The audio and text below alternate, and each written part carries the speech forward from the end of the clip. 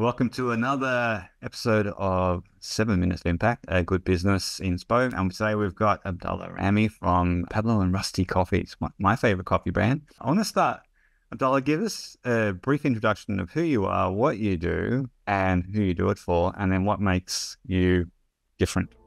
Hey, Luke, it's great to be talking to you. So I'm the CEO of Pablo and Rusty's Coffee Roasters. I'm an ex-accountant, I'm a techie at heart, and somebody who loves coffee and loves solving problems at the intersection of technology and sustainability. So Pablo Rusty's, we are one of the leading specialty coffee roasters in Australia, but we're also one of the most sustainable roasters in Australia. We are B Corp certified, we are carbon neutral organization under Climate Active, and we're also 1% for the planet members. That means 1% of our revenue, not just profit, goes to for planet causes. That's a big one. What would you say, how would you explain your business's model for creating impact? That's a great question. It's very simple for us. We want to create delicious coffee products that we love drinking and that we want our family and friends to drink. Some of the most delicious and the best coffee products that you can come across. But we want to do that in a different way because the way business is done is broken. So we think you can have amazing, delicious products that are good value, but are also good for the product. And we want to tie the business model both from doing the least harm that we can and also taking accountability for the harm we're causing and then restoring the planet. And that's why the 3 certifications are really important. The B Corp, the carbon neutral organization, and the 1% for the planet. So delicious coffee products that change the world for the better. I can vouch for them being delicious. I have probably too many Pablo and Rusty's in my day. So the impact component of the business, where did that begin? That's a good question. Like all great things, it always starts with an idea. So our founder, Saxon Wright, all of the early team, we were always dedicated to the planet because we are outdoorsy people. We go out there.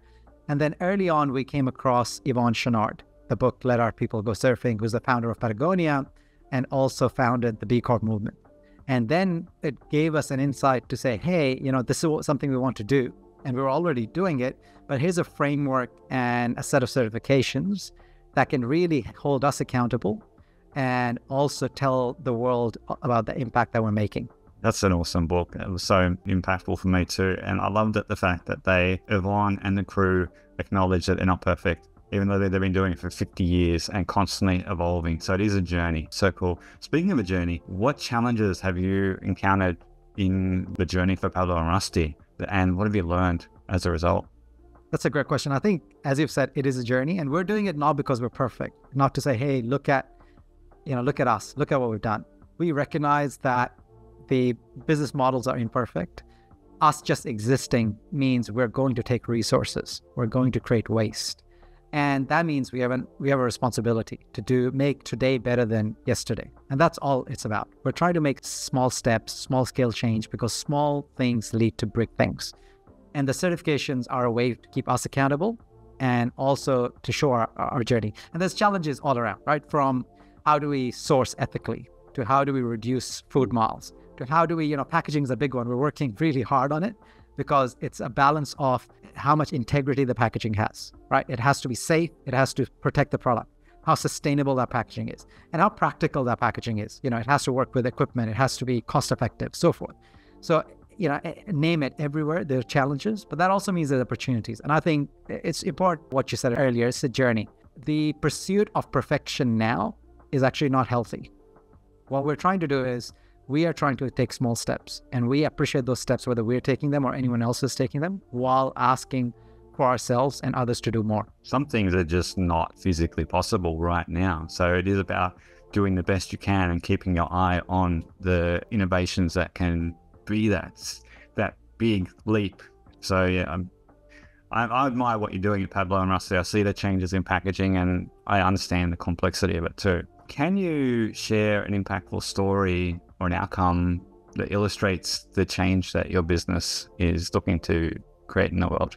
There's so many. We recently did our impact report. One that really stood out for me is that under the 1% for the Planet program, we contributed over 100,000 in value last year. And over the 2 years that we've been part of, it's almost over 200,000. And that's tangible sport going towards programs that are protecting habitats, regenerating habitats, and really trying to not just take care of the harm and reducing the harm, which is important, but also trying to leave the world a better place than we found it. Communicating impact has different effects in the world. What some effects that your impact initiatives have had for your business, some tangibility here? I think that's a really important question. And I know you're a marketer. I am an aspiring marketer.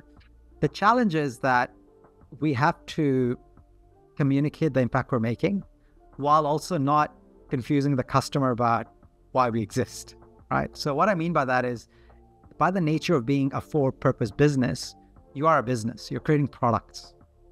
And I think there's a balance. When you focus too much on impact, people may think and have perceptions that all you do is impact, right? Is impact focused. So maybe your products are not as good. Your products are not as good value. Maybe they don't taste as good. And I think that's a real challenge for the broader consumer community. Other than, I think there's a core group of consumers that are really looking for that impact.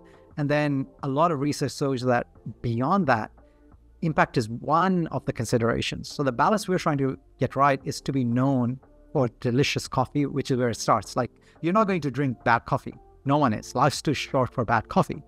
So it has to be some of the tastiest, and it is coffee and coffee products that Australia and the world has to offer. And, right, and it has to drive impact. And that's how we're trying to balance communicating impact while also not losing sight of the products and services that we're creating. Somebody has to drink rubbish coffee, by the way. I mean, 7-Eleven sells it for $1 across. It can't be good. Not me or you, all right? I think it's different. People are looking for different things at different points in time. So sometimes they're just looking for caffeine. Yeah, that's true. That's true. So looking forward, what are the future goals for Pablo and Rusty in making a difference, and how do you see those coming to life? So we have a lot of goals. The big ones from our impact report. One was the 1% for the planet, which we became a couple of years ago. We want to get our B Corp score over 100 points. And we also want all our packaging to either be recyclable or biodegradable. Those are some big ones we're aiming to get done by end of 2025. And then, our goal is to reduce our emissions and waste as much as possible, and then do the most good that we can under the programs that we're part of. Awesome. All right. So there are people that will be listening to this that haven't actually considered how they're going to create impact in the world. What would be your advice for those people? I have a threefold advice. One is start, right? Think about something you're passionate about, the environment, habitat, maybe oceans, animals, whatever it is, right? And tie your business model to that in some aspect. Number two is don't go for perfection. And number three, don't also forget that about the product or service you're making. No one's going to buy bad cars, right? Just because they're sustainable. No one's going to buy bad coffee, even though 7-Eleven exists and serves a purpose, because it's sustainable or impactful.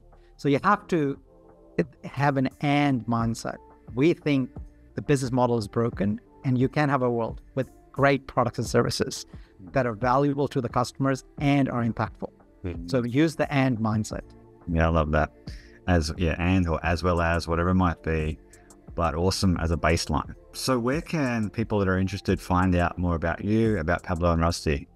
So go to www.pabloandrusties.com.au. If you're a coffee drinker, which I think almost 50% of Australians are, then you'll find something there that just suits your taste and makes the world a better place.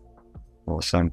Thank you for spending some time with us, Abdullah. I will continue to drink Pablo and Rusty's and watch your journey unfold. I encourage those of you who haven't to give it a go. Thank you. And thank you for that. So if you like this content, tune in for more, subscribe, and until next time, be unapologetically awesome.